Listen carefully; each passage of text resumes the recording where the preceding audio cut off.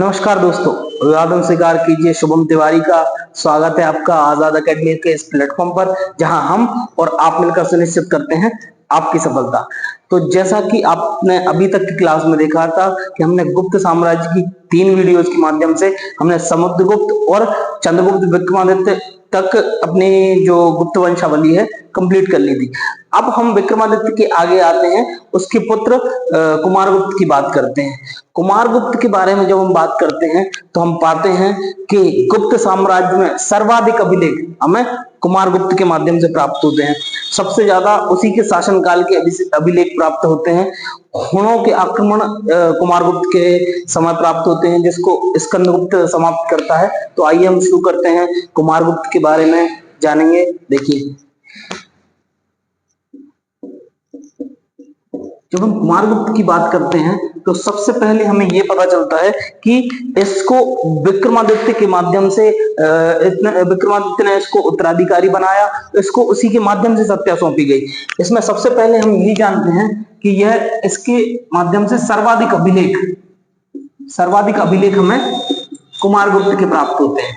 लगभग 18 अभिलेख इसके प्राप्त होते हैं कुमारगुप्त के हमें, जिनमें जो मंदसौर अभिलेख है और विल्सण अभिलेख है, ये सारे अभिलेख हमें कुमारगुप्त के माध्यम से पता चलते हैं। जिसमें विल्सण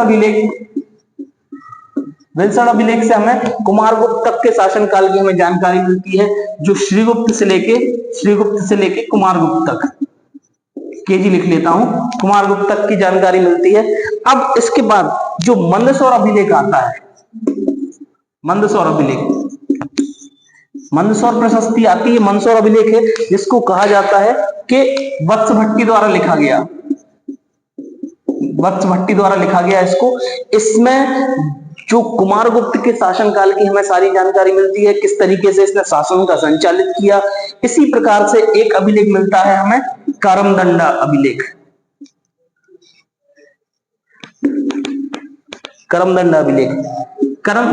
अभिलेख से भी इसके शासनकाल की ही जानकारी मिलती है हमें कि क्या क्या शासनकाल में किया इसमें लिख लेते हैं शासनकाल।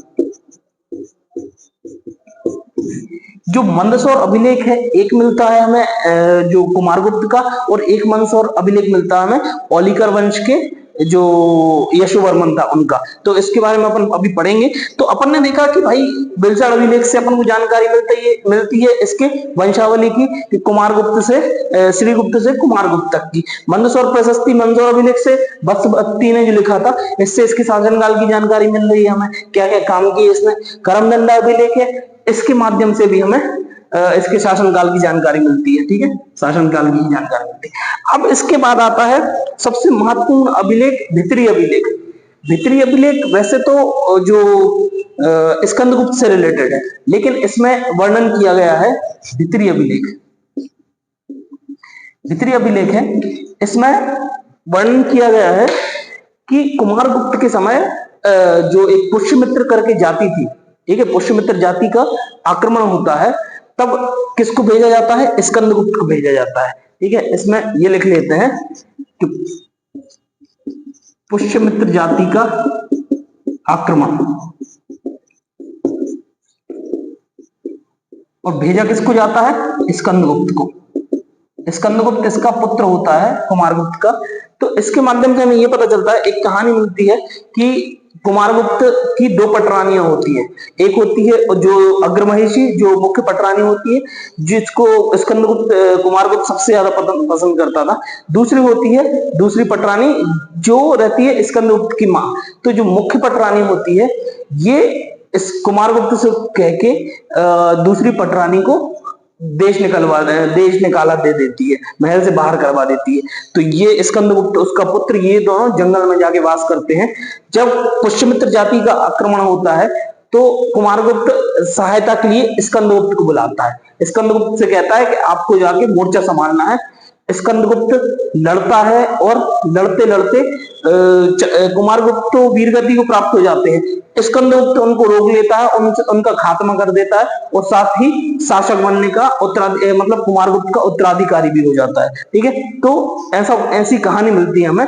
तो इससे ये पता चलता है कि जो भित्री अभिलेख है, भित्री अभिलेख में ही ये बताया गया है कि भाई जो एक जनजाति होती है उसको स्कंदगुप्त दबा देता है। ये सारी जानकारी मिलती है हमें इस इनके अभिलेखों से। और भी अभिलेख है जिनको जानना हमें उतना जरूरी नहीं होता है, ये बेसिक सी जानकारी है जो हमें मिलती है। एक सबसे महत्वपूर्ण चीज कि एक बयाना जगह है राजस्थान में, बयाना राजस्थान में एक जगह है जहां से गुप्तकालीन सिक्के मिले हैं, गुप्तकालीन सिक्के।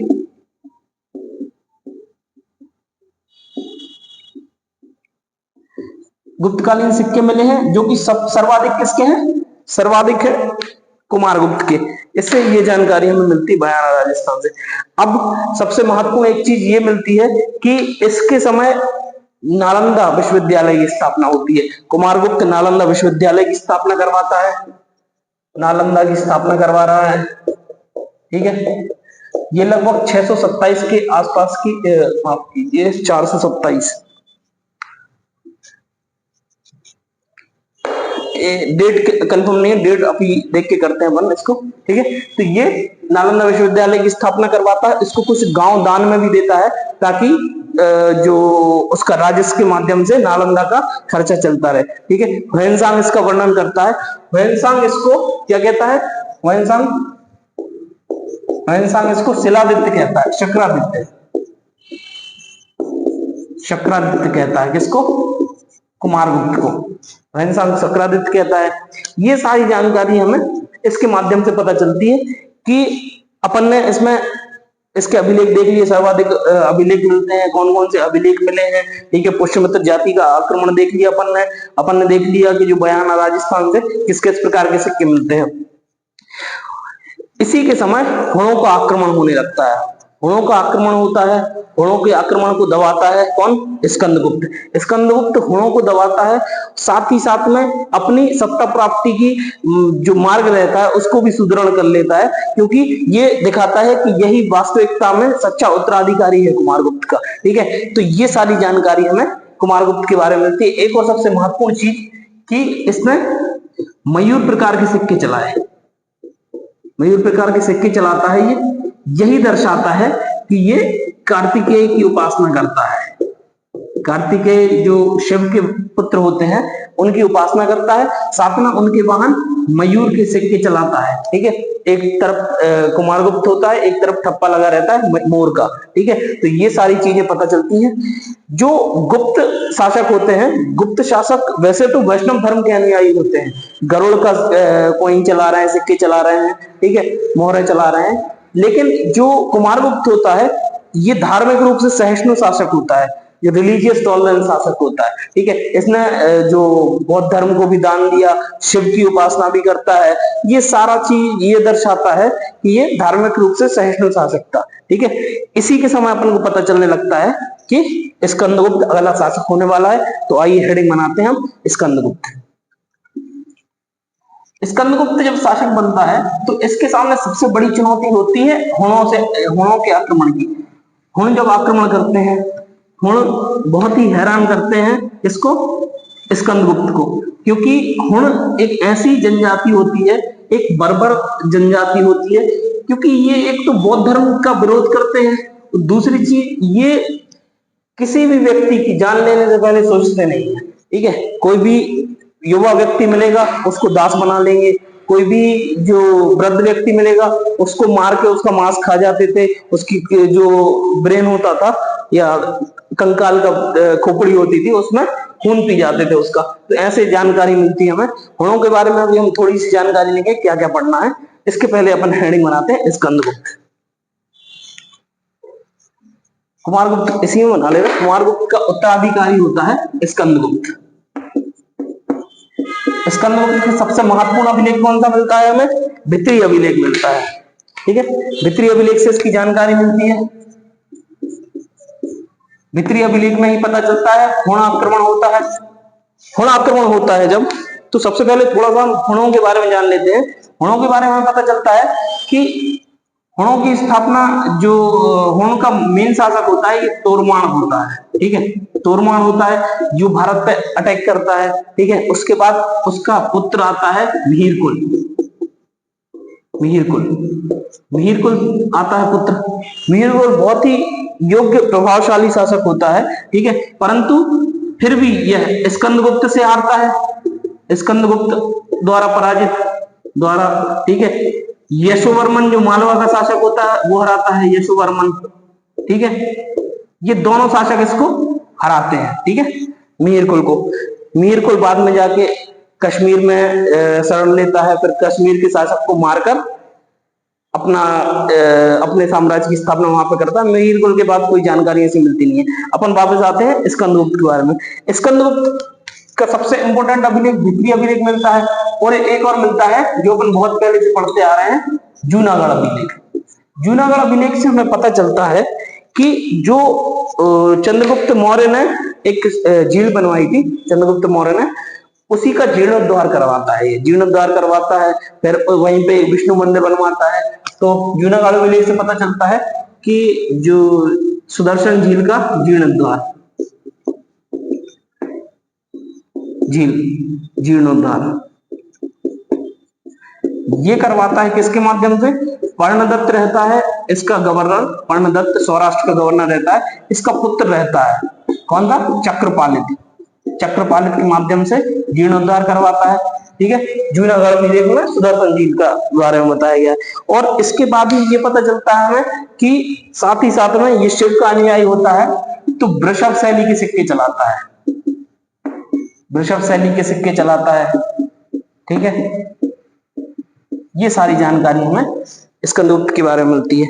अब हम जब इसको पढ़ रहे हैं जूनागढ़ अभिलेख को, तो इसमें अपन ये देख लेते हैं कि इसमें हमें जानकारी मिलती है कि जूनागढ़ जो झील होती है, सुदर्शन झील, इसमें किसने बनवाई थी? चंद्रगुप्त सीजी मौर्य ने, ठीक है। चंद्रगुप्त मौर्य झील को बनवाते हैं, ठीक है। ये शायद पुष्यगुप्त वैश्य के माध्यम से, पुष्यगुप्त वैश्य,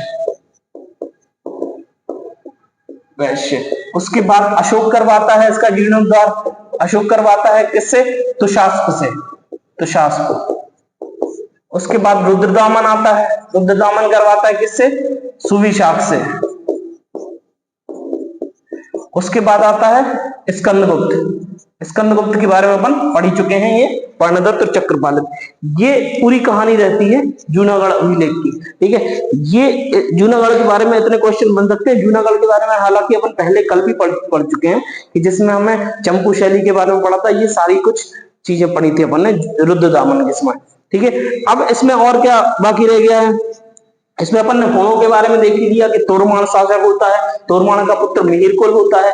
मिहिरकुल हारता है किससे? स्कंदगुप्त से और यशोवर्मन से। उसके बाद ये चले जाते हैं कहाँ? जम्मू कश्मीर में, कश्मीर में चले जाते हैं। वहां पर वहां के शासक की हत्या करके वहां शासन करता है। हालांकि उसके बाद मिहिरकुल के बाद ज्यादा जानकारी नहीं मिलती है। यशोवर्मन जो ओलिकर वंश का शासक होता है, जिसको अपन मालवा के वंश में पढ़ेंगे, ठीक है। ओलिकर वंश का शासक होता है जो मंदसौर का या दशपुर का अभिलेख लिखवाता है, ठीक है। ये सारी जानकारी हो गई स्कंदगुप्त के बारे में। अब गुप्त शासक धीरे धीरे पतन की ओर जाते हैं, क्योंकि अंतिम महत्वपूर्ण शासक उनका स्कंदगुप्त ही होता है। अब स्कंदगुप्त के बाद 2-3 शासक ऐसे आएंगे, जैसे कि एक आता है बुद्धगुप्त, जिसकी जानकारी मिलती है। एक आता है नरसिंहगुप्त बलादित्य, और एक आता है भानुगुप्त। जब बुद्धगुप्त के बारे में हमें ज्यादा सोर्सेज नहीं मिलते हैं, ज्यादा जानकारी नहीं मिलती है, परंतु जो नरसिंहगुप्त बालादित्य है, नरसिंहगुप्त बालादित्य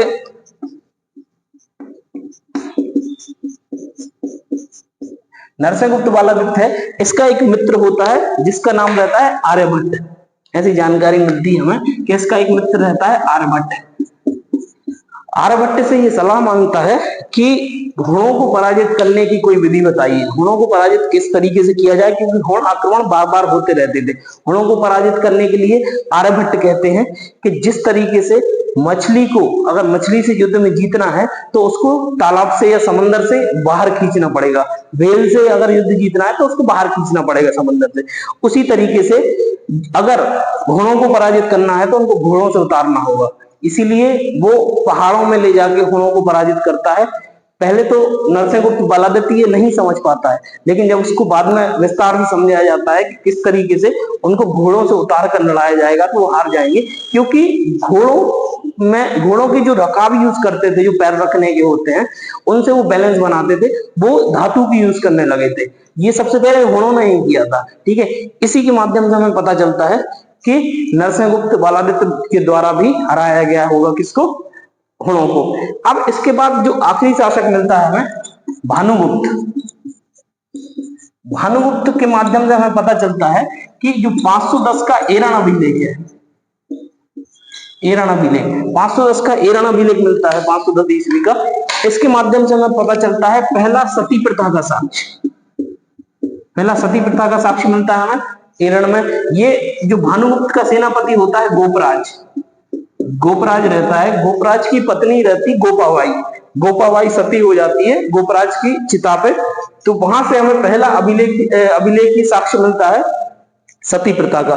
ये पूरे इतिहास का सबसे प्रमुख सती प्रथा का अभिलेख मिलता है, जिसको बाद में ब्रिटिशर्स के द्वारा हटाया जाता है। ठीक है, तो ये सारा गुप्त काल के बारे में रहा। एरन अभिलेख बहुत महत्वपूर्ण है, अभी वहां पे प्रोग्राम भी चल रहा है एरन महोत्सव, तो उस हिसाब से पूछा जा सकता है ये मध्य प्रदेश द्वारा। ठीक है, तो ये सारे जो शासक रहे गुप्त काल के, ये सारे कंप्लीट हो चुके हैं। अपन ने होड़ के बारे में भी देख लिया थोड़ा सा कि कहाँ कहाँ तक पूछा जा सकता है, तोरमाड़ के बारे में या मीरगुल के बारे में पूछ लिया जाए। ठीक है, तो ये सारी जानकारी रही गुप्तों के बारे में। आई होप आप लोग को समझ में आया होगा। मैंने पूरी कोशिश करी है सारा कंटेंट डालने की, तो आई होप आप लोग को ठीक लगी होगी वीडियो। और कुछ भी डाउट आता है तो आप कमेंट कीजिए। बहुत बहुत शुक्रिया, बहुत बहुत धन्यवाद।